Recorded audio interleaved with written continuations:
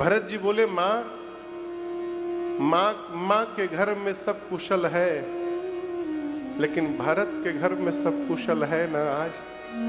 कैकेयी मैया पूछी, माँ को लगा किसी ने बता दिया। माँ पूछी, तुम क्यों पूछ रहे हो? भरत जी बोले, माँ आज मैं जब अयोध्या में प्रवेश किया तो कोई भी अयोध्या वासी आज मेरा मुख नहीं देखना चाह रहा था। मुझे ऐसा लग रहा था कि किसी ने मेरी अयोध्या की श्री का हरण कर लिया है। और माँ, एक बात बड़ी अटपटी देखी मैंने। आज तक जब भी मैं बाहर से घर लौटा हूं तो दरवाजे पर आरती की थाल लेकर मेरी तीनों माताएं खड़ी दिखाई पड़ती थी। आज केवल आप खड़ी थी। माँ, मेरे घर में सब कुशल है ना? कैकेयी मैया बोली, भरत कुशल तो मैंने सब कर लिया था। बेचारी मंथरा ने बड़ी सहायता की, सब कुशल कर लिया था। लेकिन क्या बताऊं भरत, बीच में ब्रह्मा जी ने एक बात बिगाड़ दी। भरत जी पूछे, क्या हो गया? और कहते कहते कैकेयी मैया बोली, भरत सब ठीक हो गया था। क्या कहें, अचानक आपके पिताजी नहीं रहे। गोस्वामी जी कहते हैं, कैकेयी मैया ने जैसे कहा पिताजी नहीं रहे, भरत भैया खड़े खड़े हाँ तात कह के खड़े खड़े धरती पर गिर पड़े। जल में से मछली को निकाल करके बाहर छोड़ दीजिए, और बाहर निकलकर जैसे मछली छटपटाने लगती है, भरत जी छटपटाने लगे। मां कैकेयी उनका संभाल करती है। भरत जी उठकर पूछे, कारण बताओ। मेरे पिताजी भी जाने लायक नहीं थे मां, उनको कोई व्याधि नहीं थी। क्या कारण हो गया? अब दर्शन करिए। मां कैकेयी इस बात को ठीक से जान रही है कि जिस भरत को मैंने अपनी कोख से जन्म दिया है, मेरा अपना बेटा भरत जीवन में आखिरी बार मुझे मां बोल रहा है। जॉब चाहिए पर समझ नहीं आ रहा है। इसके बाद जीवन भर भरत जी ने कैकेयी जी को मां नहीं बोला कभी। लेकिन मां अपने आप को कठोर करती है, कैकेयी जब तक तुम समाप्त नहीं हो जाओगी तब तक तुम्हारा राम महान नहीं बन पाएगा। राम को मर्यादा पुरुषोत्तम बनाने के लिए कैकेयी को मिट्टी में मिलना पड़ेगा। और मां ने अपने हृदय को वज्रवत करके अपनी करनी अपने मुख से पूरे विस्तार से सुनाया।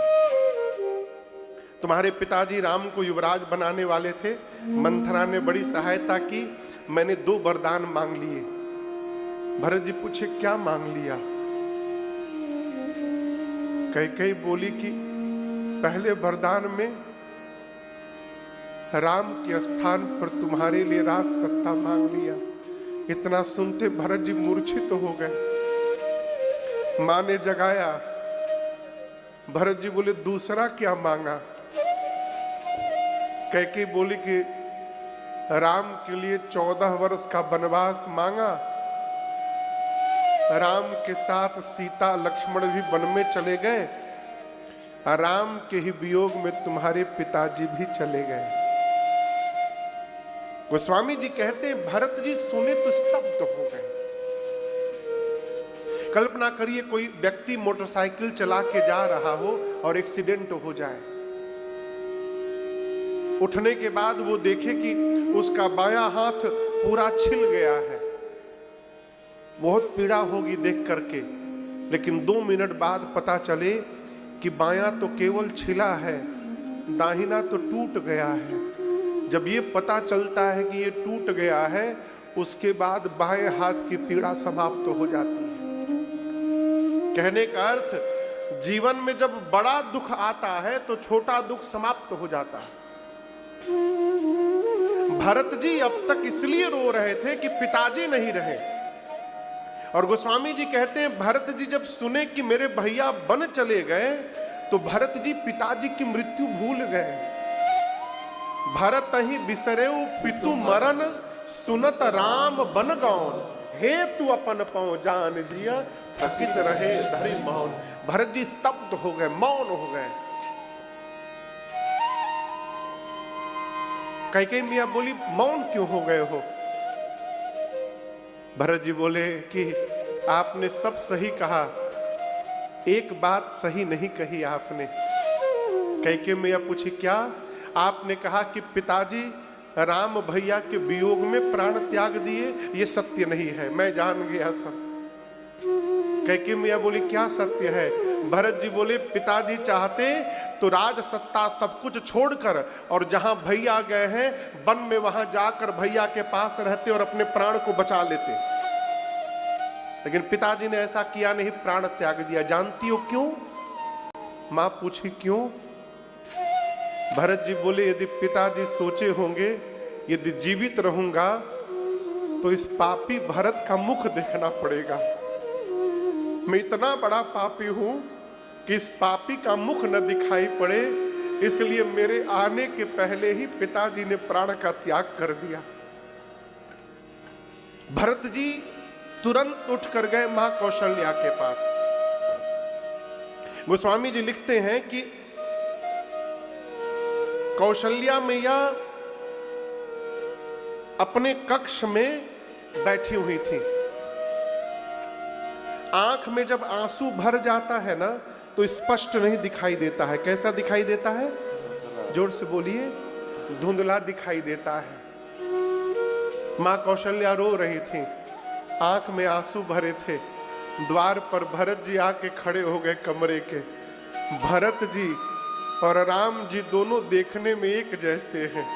मां को स्पष्ट दिखाई नहीं दिया, धुंधला दिखाई दिया। भरत जी को देखकर मां कौशल्या को लगा कि रघुनाथ जी आकर के खड़े हो गए हैं।